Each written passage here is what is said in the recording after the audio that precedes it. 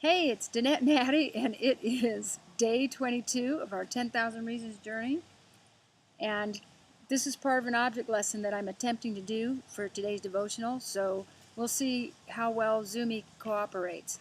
But listen, today's verse is Nehemiah chapter 2, verse 5. And I said to the king, if it pleases the king, and if your servant has found favor in your sight, just wait, good girl. Okay, lost interest. If your servant has found favor in your sight, that you send me to Judah, to the city of my father's graves, that I may rebuild it. This was part of Nehemiah's request to the king, as you know. And today's devotional is talking about a change in lifestyle.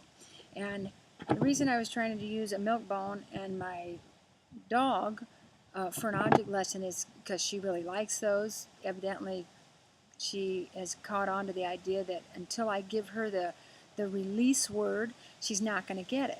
So she just laid down. I don't know if you can see her. There she is. She's just laying down so patiently. But I've got to thinking today that here's where the rubber meets the road. We're on day 22, and we're about to embark on this 3-year journey of sacrificial giving and living. And the truth is, and you've heard it before from Pastor Rick, you've heard it from other people doing these devotionals, that God is more concerned about our heart than he is the amount of time or money that we give. But somehow those two things seem to coincide. What we're willing to sacrifice and what's going on in our hearts. I know that's true for me, that's true for a lot of people. I heard somebody recently say that when God prompts you to do something, it may be a struggle because it really is a sacrifice, but once you obey, there's no longer a struggle. Isn't that true?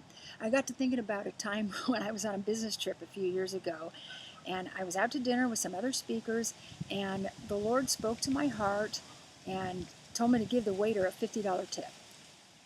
And I was kind of like, what the bleep? Not really. Well, I may or may not have thought that in my head, but I really struggled with that because $50 is it's not a bazillion dollars, but it's a lot of money, especially for a tip. And I excused myself to go to the ladies' room before I paid the check. And I kind of argued with the Lord, like, God, was that you? And I started doing these mental gymnastics of, well, obviously, if I thought that this $50 tip would somehow be a step in bringing this waiter to saving faith in Jesus, that'd be a no-brainer. Of course I would do it. And I'm thinking along these lines, trying to figure out, was this really a God prompting or not? And the Holy Spirit just interrupted my thoughts and went, it matters to me. That was it. God just said, it matters to me.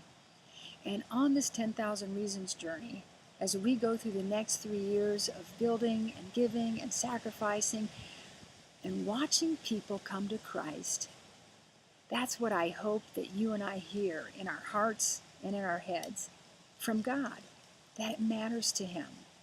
And as it matters to him that people are coming to Christ and growing and kids are growing spiritually and that things are happening, really exciting things in our church, that not only matters to God, but what's happening in our hearts matters to God.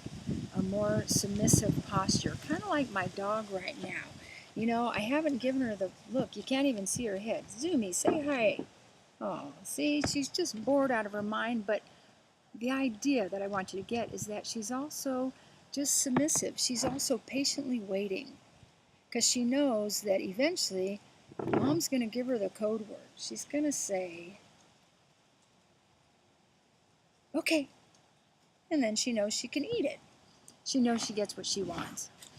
And as we obey God, he is a good father and he gives good gifts.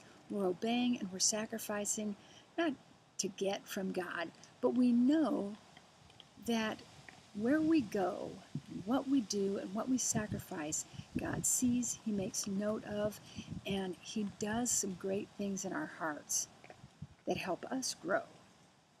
So let's be willing to say yes to whatever he asks, and it could be something practical over the next 3 years. Maybe it's not just the idea of a monetary sacrifice, but maybe it's the idea of giving up something like, for us ladies, maybe it's giving up department store cosmetics. for 3 years. Maybe it's for some of us not upgrading our computers for 2 or 3 years, or not upgrading something that's optional on our vehicles. It could be anything like that, because God knows perhaps that matters so much to us.